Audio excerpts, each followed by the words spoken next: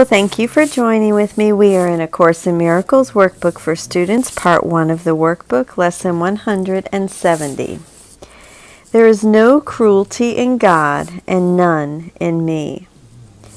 No one attacks without intent to hurt. This can have no exception. When you think that you attack in self-defense, you mean that to be cruel is protection. You are safe because of cruelty. You mean that you believe to hurt another brings you freedom. You mean that to believe to hurt another brings you freedom. And you mean that to attack is to exchange the state in which you are for something better, safer, more secure from dangerous invasion and from fear. How thoroughly insane is the idea that to defend from fear is to attack. For here is fear begot and fed with blood to make it grow and swell and rage. And thus is fear protected, not escaped. Today we learn which can save you more delay and needless misery than you can possibly... Today we learn a lesson which can save you more delay and needless misery than you can possibly imagine. It is this: you make what you defend against, and by your own defense against it, it is real and inescapable. Lay down your arms, and only then will you perceive it false. It seems to be the enemy without that you attack. Yet your defense sets up an enemy within. An alien thought at war with you, depriving you of peace, splitting your mind into two camps which seem wholly irreconcilable. For love now has an enemy, an opposite, and fear, the alien, now needs your defense against the threat of what you really are. If you consider carefully the means by which your fancied self-defense proceeds on its imagined way, you will perceive the premises on which the idea stands. First, it is obvious ideas must leave their source, for it is you who make attack and must have first conceived of it.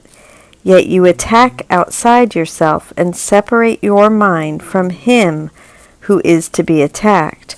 With perfect faith, the split you made is real. Next are the attributes of love bestowed upon its enemy.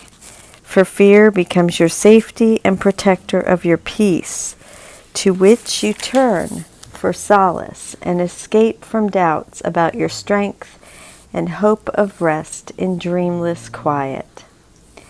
And as love is shorn of what belongs to it and it alone, it is endowed with attributes of fear. For love would ask you to lay down all defense as merely foolish, and your arms indeed would crumble into dust. For such they are. I'm sorry for laughing so much. My husband and I are having looks as I read this. With love as enemy, must cruelty become a god, and gods demand that those who worship them must obey their dictates and refuse to question them. Harsh punishment is meted out relentlessly to those who ask if their demands are sensible or even sane. It is their enemies who are unreasonable and insane, while they are always merciful and just. Today we look upon this cruel God dispassionately, and we note that though his lips are smeared with blood and fire, are smeared with blood. He's giving me a hard time. I might need to move away. And fire seems to flame from him. He is but made of stone. He can do nothing. We need not defy his power. He has none. And those who see in him their safety have no guardian, no strength to call upon in danger, and no mighty warrior to fight for them.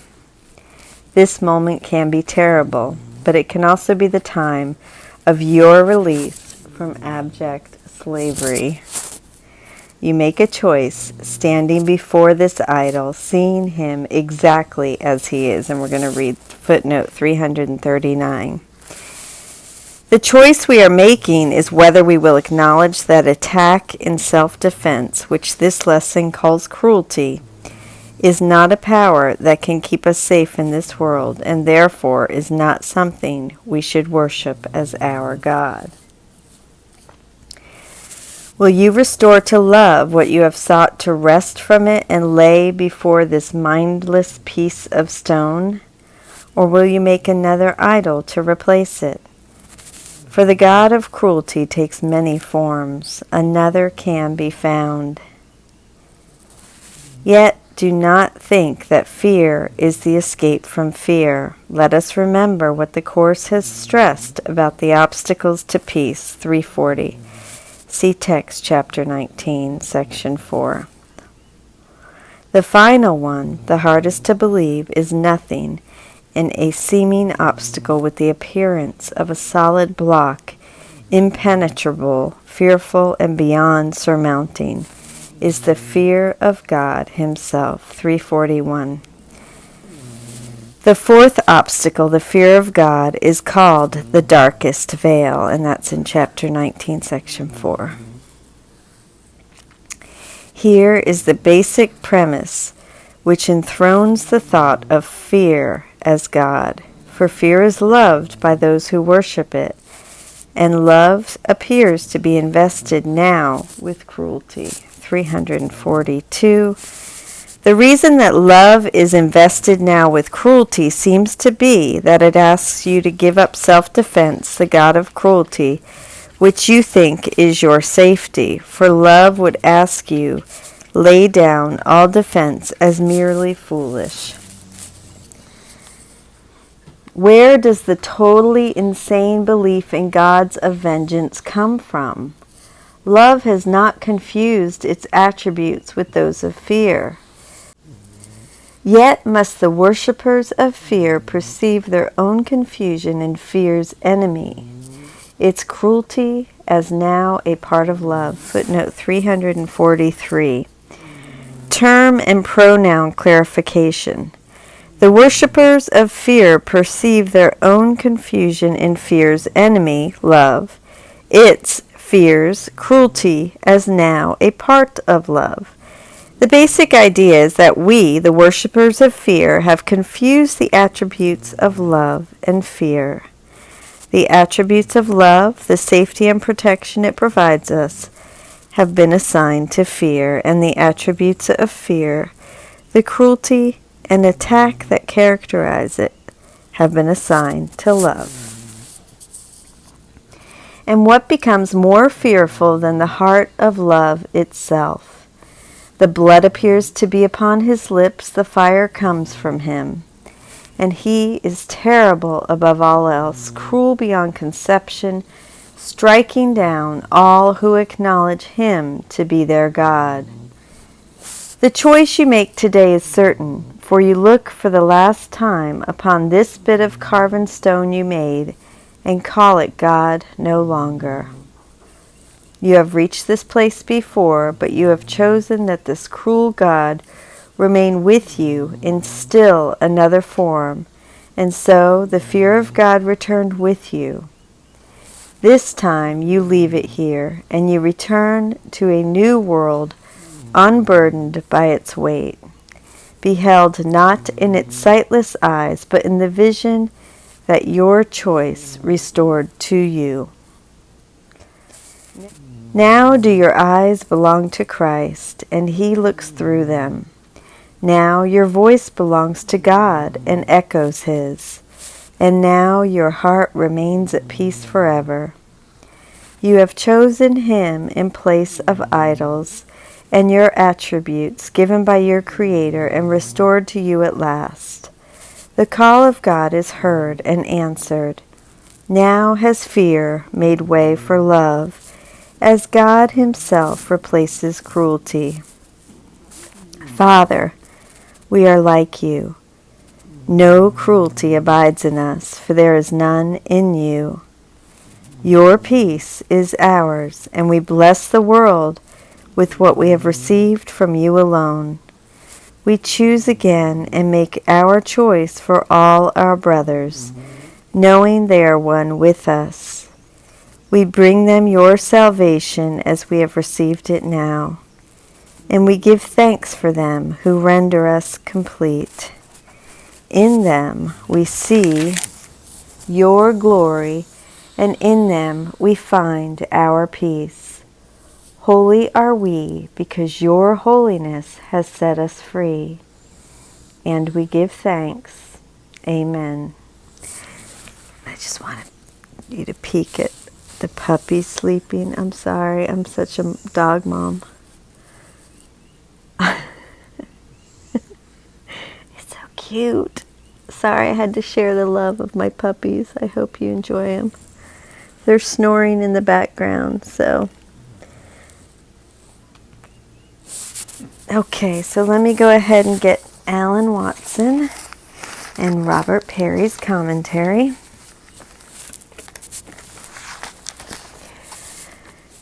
Lesson 170, there is no cruelty in God and none in me.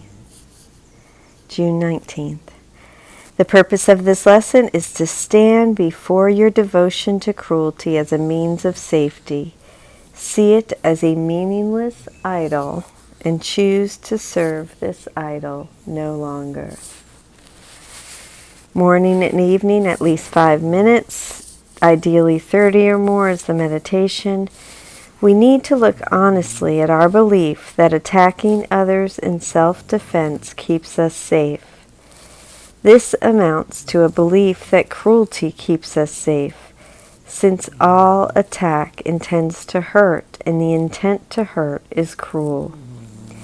This has enthroned cruelty as a god in our mind, a god we dare not question. Yet today we must question this god. We must look dispassionately at our belief that cruelty means safety. So first, get in touch with this belief in you. Note how you do believe that when attacked, your attack in return will keep you safe. Then, my husband, I'm sorry. Then be willing to question this belief. Consider the possibility that your own defense against an attack is what gives it power in your eyes. Consider the possibility that your own cruelty is ultimately what makes you afraid. And consider that this belief that cruelty equals safety is just that, a belief. An idea to be calmly re-examined, not a God to be worshipped. Now, turn to another aspect of this belief. You realize that God wants you to lay down your arms, to give up attack and defense. This makes him appear to be cruel, for he seems to want to strip you of your protection. He apparently wants you to be all meek and saintly while you get run over. As soon as you see cruelty as the God that protects you, then the real God of love will seem cruel, as if your protection does not matter to him. Look at this belief. Be willing to question it. Is it possible that he wants your safety more than you do? Is it possible that love is your safety? In looking at both beliefs, that cruelty is your God and that God is cruel, you are standing before the same idol and making a choice. Will you restore to love what you have sought to wrest from it and lay before this mindless piece of stone? While trying to make this choice, keep repeating the idea, there is no cruelty in God and none in me. Consider that God is only love and that your nature is like his. That cruelty is quite simply unnatural for you. Genuinely try to look for the last time upon this bit of carven stone you made and call it God no longer. If you succeed, you will walk out upon a new world which you will see through new eyes. You will look on the same people, but whereas before you saw danger in them, now you will see God's glory in them. Where before your heart was filled with fear and cruelty, now it will be filled with nothing but love. Remember on the hour for 1 or 2 minutes. As the hour strikes, repeat the idea, trying to renounce your allegiance to cruelty and to accept the love that is your true nature. Then thank God for the gifts of His love that came your way in the hour gone by, and let Him tell you how to express the newfound love in your heart in the hour to come.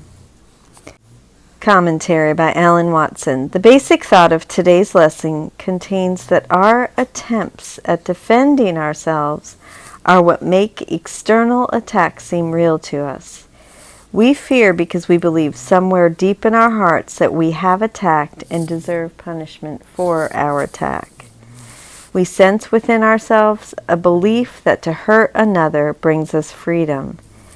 This belief lies behind every attack we attribute to self-defense.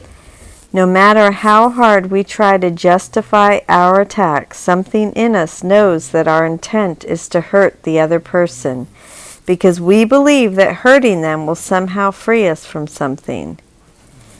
In a nutshell, we believe that we are inherently cruel. Obviously, I disagreed with that at some point. I wrote no.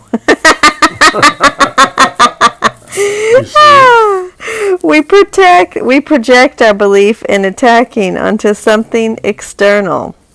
We see the attack as coming from outside of our own mind. But that's also, it's related to the separation, of course. We project our belief in attack onto something external. We see the attack as coming from outside of our own mind. In reality, there is nothing outside of our mind. We are the ones who attack ourselves by our guilt, but we believe we see the attack external to ourselves, justifying further attack on our part. Thus, fear and defense become the means of preserving ourselves. And I can see this right now in my